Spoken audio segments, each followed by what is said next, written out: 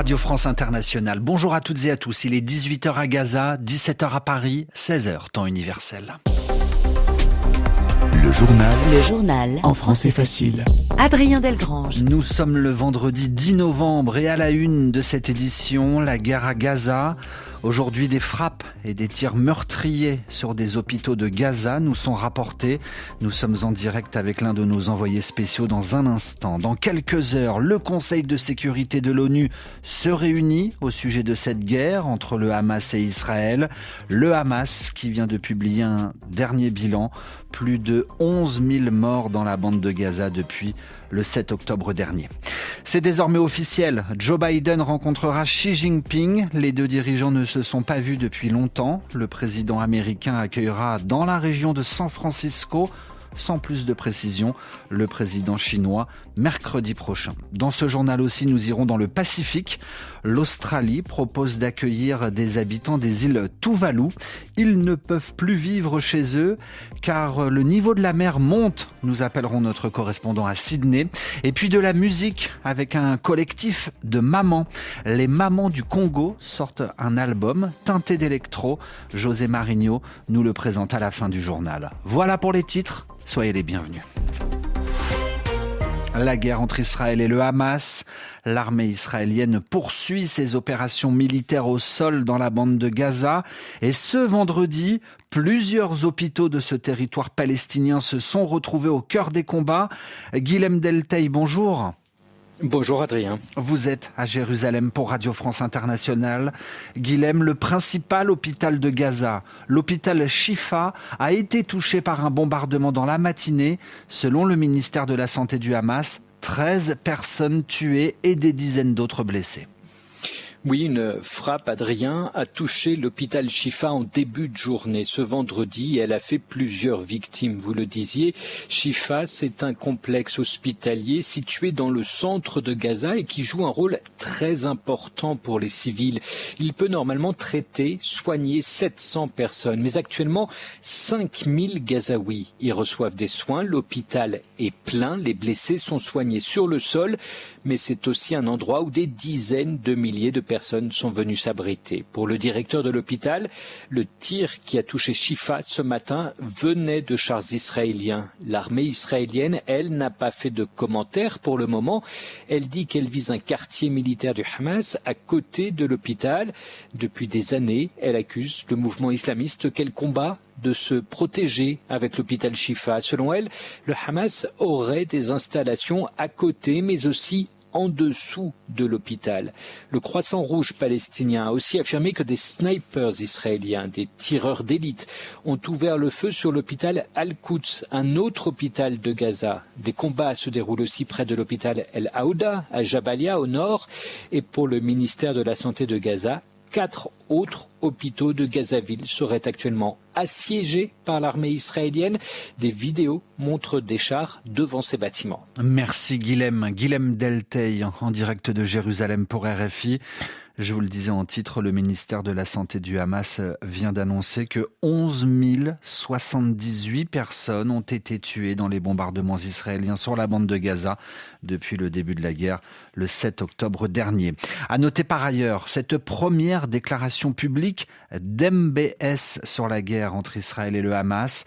Mohamed Ben Salman, le prince héritier d'Arabie Saoudite, dénonce l'offensive des forces israéliennes contre le Hamas à Gaza.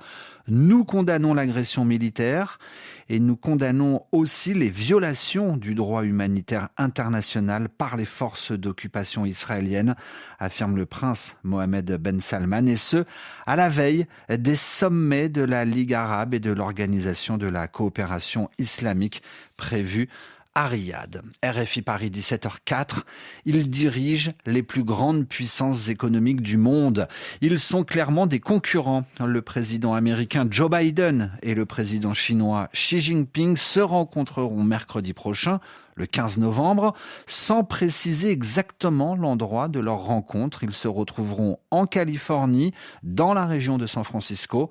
La Maison-Blanche prévient, nous voulons gérer de manière responsable notre rivalité, la concurrence entre Washington et Pékin. Et les sujets de discussion sont nombreux. L'un des plus épineux, des plus compliqués sera peut-être celui concernant l'avenir de Taïwan. Les États-Unis s'opposent à ce que Pékin prenne le contrôle de cette île. Enfin, la dernière visite de Xi Jinping aux États-Unis remonte à 2017. Dans l'océan Pacifique, la vie devient compliquée, voire impossible pour les habitants des îles Tuvalu. Le niveau de la mer monte tellement que certaines îles sont recouvertes par la mer. L'archipel des îles Tuvalu est considéré comme le premier pays au monde dont l'existence est menacée par les conséquences du réchauffement climatique. Alors pour venir en aide à ses habitants, l'Australie, située à environ 4000 km des îles Tuvalu, propose d'accueillir ce qu'on appelle des réfugiés climatiques, des déplacés environnementaux. Les précisions à Sydney de notre correspondant Léo Roussel. C'est une mesure inédite qui a été annoncée ce vendredi par le Premier ministre australien Anthony Albanese.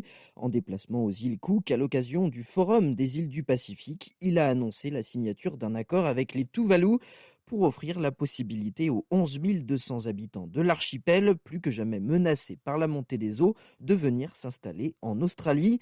Un nouveau visa sera spécifiquement créé pour accueillir ces réfugiés climatiques. L'Australie va mettre en place un système d'admission spécifique pouvant accueillir jusqu'à 280 personnes par an. Une voie spéciale pour la mobilité pour permettre aux habitants de Tuvalu de venir en Australie pour vivre, travailler et étudier. L'accord signé par les deux pays comprend aussi une aide financière de l'Australie pour aider les Tuvalu à résister à la montée des eaux, mais contient également des compromis en matière de sécurité. Canberra s'engage à aider le pays lors de catastrophes naturelles et de pandémies, mais en échange, l'Australie disposera d'un droit de veto sur les accords de sécurité conclus par Tuvalu avec tout autre pays. Un signal fort envoyé par Canberra alors que d'autres États du Pacifique, comme la République de Kiribati ou l'île de Nauru, voient aussi leur population menacée de déplacement en raison de la hausse du niveau des océans. Léo Roussel, Sydney, RFI. L'actualité française et cette annonce d'Emmanuel Macron. Un nouveau navire de recherche polaire va être construit. Bateau capable de briser la glace. Il sera basé entre Nouméa en Nouvelle-Calédonie et Hobart en Australie. Investissement prévu 1 milliard d'euros. Il voguera d'ici 2030 et il portera le nom de l'ex-premier ministre français Michel Rocard. Michel Rocard qui fut le premier ambassadeur de France pour les pôles. Et puis enfin à la page culture, dans l'actualité musicale, connaissez-vous les mamans du Congo? Chanter la femme africaine du futur, telle est l'idée des 5 mères de famille de Brazzaville. Les mamans du Congo signent leur retour avec un nouvel album et une tournée internationale. C'est un sujet de José Marigno.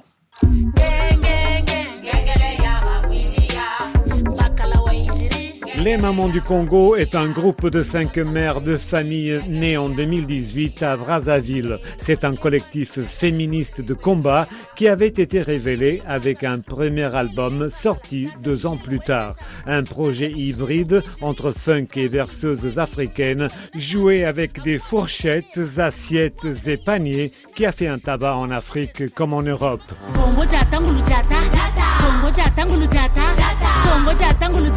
Ce succès est le fruit de leur rencontre avec le français Robin, un producteur d'électro de renom. Ensemble, ils fusionnent mélodies ancestrales bantoues et pulsations électroniques dans le nouvel album intitulé Yamizole numéro 2 en langue lari. Avec ce nom, les Mamans du Congo dénoncent la société patriarcale africaine où la femme est reléguée au second plan.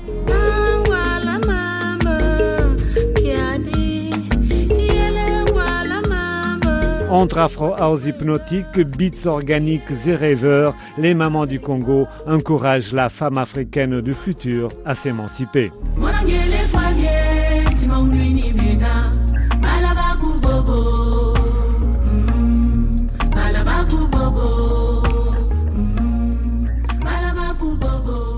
Et c'est avec les mamans du Congo que se referme le journal en français facile, à écouter du lundi au vendredi, 16h, temps universel, sur votre radio.